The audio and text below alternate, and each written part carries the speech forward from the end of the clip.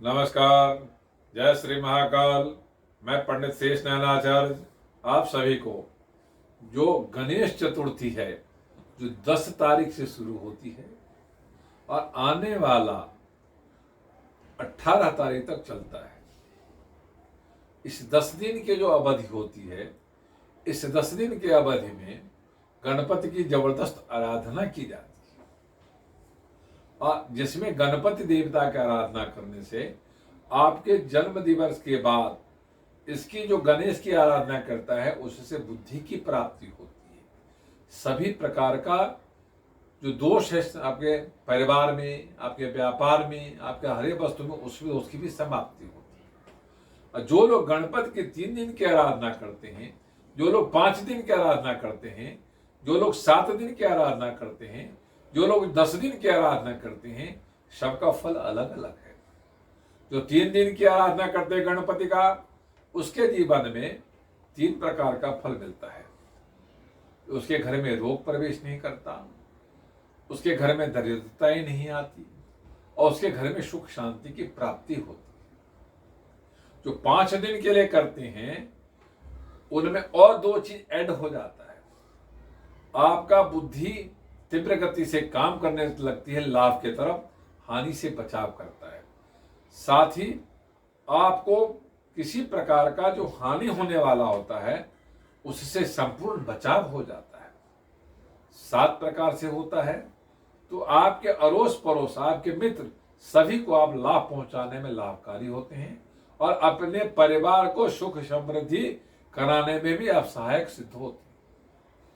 यदि 10 दिन की हो जाता है तो 10 प्रकार की जो अच्छी प्राप्ति है 10 इंद्रियों में, जो ज्ञान इंद्रियां हैं, कर्मेंद्रियां हैं, उस दोनों ही जो जिसके 5-5 पार्ट है, भाग है, सभी भागों में आपको अच्छा लाभ दिखाई देता है।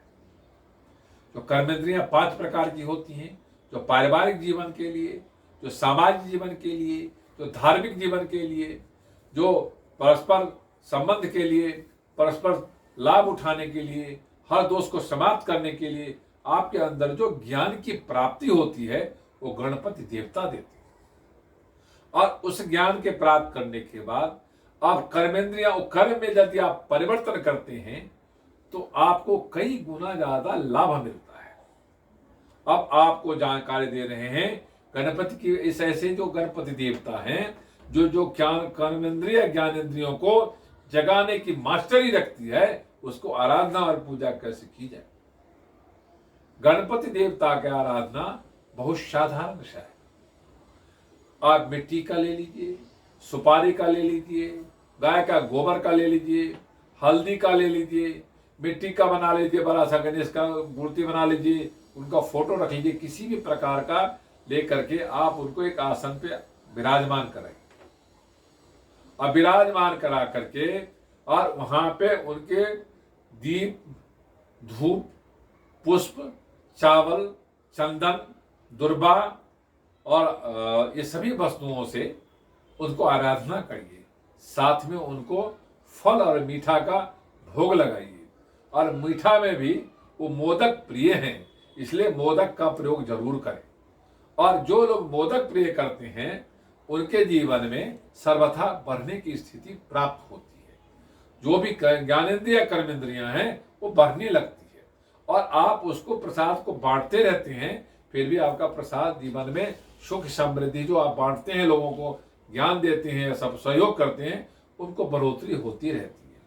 जो लोग गणपति की घर में विराजमान कराते हैं वो 3 दिन यदि कराते हैं तो उनका सेवा, सत्कार, आरती, भोजन और ये सभी वस्तुओं को भोग लगाना, ये आपको 2 टाइम, 3 टाइम, 5 टाइम, 5 प्रकार से पूजा कर सकते हैं। आप कम से कम 2 टाइम तो जरूर करना चाहिए, ज्यादा ज्यादा 5 टाइम भी आप आरती कर सकते हैं, भोग लगा सकते हैं और उनका आराधना पूजन कर सकते हैं। आप इसमें घी का दिया जलाना चाहिए, पीले फूल का प्रयोग करना चाहिए और उसको श्रृंगार करना चाहिए, सजाना चाहिए और उनको फिर सजा करके उनके पास लेखनी रखना चाहिए, उनके पास पुस्तक रखना चाहिए ताकि बच्चों को ज्ञान की वृद्धि हो। वहां पे कोई घर का आकार बना कर रखना चाहिए तो आप गृह की प्राप्ति हो। आप ऐसे जो भी वस्तु आप चाहते हैं और उसके आपके जीवन में प्राप्त नहीं होता, और सारे वस्तु उनके सन्निकट रख के सजाएं और फिर उनको आराधना करें, और जो आपके मन में संकल्प है वो सोचें और सामान वहां रखें, तो गणपति देवता जरूर आपको इसमें सहायक सिद्ध होते हैं और आपको देते हैं। और रही बात जो गणपति की पूजा करते हुए आपको क्या करना चाहिए, तो गणपति का मंत्र का गंग गणपते नमः मंत्र का जाप करना चाहिए, नहीं तो कोई मंत्र लगा देना चाहिए, जैसे विघ्नेश्वराय वरदाय सुरप्रियाय लंबोदराय सकलाय जगद्धिताय नागाननाय सुतर विभूषिताय गौरी सुताय गणनाय नमो नमस्ते। इस मंत्र का भी जपना भी चाहिए, सुनना भी चाहिए, बोलना भी चाहिए। और इस तरह से कई प्रकार का मंत्र है जिस मंत्र को आपको बोलने की जरूरत है। यदि आप गणपति की आराधना करते हैं तो गणपति की आरती जरूर करना चाहिए, और आखिरी में जय गणेश जय गणेश जय गणेश का उद्घोष जरूर करना चाहिए। यदि ऐसा कुछ करते हैं तो आपका सारे जो संसार में जो विघ्न आपके तरफ पड़ने की स्थिति में है, जो दरिद्रता है, क्रोध है, किसी प्रकार का जो दोष है, वो ऑटोमेटिक नष्ट हो जाता है। तो उसमें वैदिक मंत्र कहा जाता है कि गणानान्त्वा गणपतिगुं हवामहे प्रियानान्त्वा प्रियपतिगुं हवामहे बसो मम आहम जाने गर्भधमा त्वम जासे गर्भधम्मा। ओम गंग गणपते नमः, ओम गणेभ्यो गणपतिभ्यश्च वो नमो नमः। इस मंत्र का भी आप जाप कर सकते हैं। ऐसे जैसे गणपति की आराधना की जाती है, और यदि उसमें दुर्वा का प्रयोग किया जाए, इसमें चावल का प्रयोग किया जाए, चावल का भुना हुआ जो फुलिया उसका प्रयोग किया जाता है, बतासे का प्रयोग किया जाता है, गुड़ का प्रयोग किया जाता है, पीले फूल का प्रयोग किया जाता है, मोदक का प्रयोग किया जाता है, तो जीवन में 8 प्रकार की लक्ष्मी की प्राप्ति होती है और 8 प्रकार दरिद्रता को नष्ट करने की ताकत होती है। यदि ऐसा आप कुछ करते हैं तो आपके जीवन में गणपति सुख और समृद्धि की बरसात करती हैं और उसको आप पूरा लाभ उठा सकते हैं। ये वीडियो यदि आपको अच्छा लगा हो, लाइक करना, सब्सक्राइब करना, शेयर करना ना भूले। ओम शांति।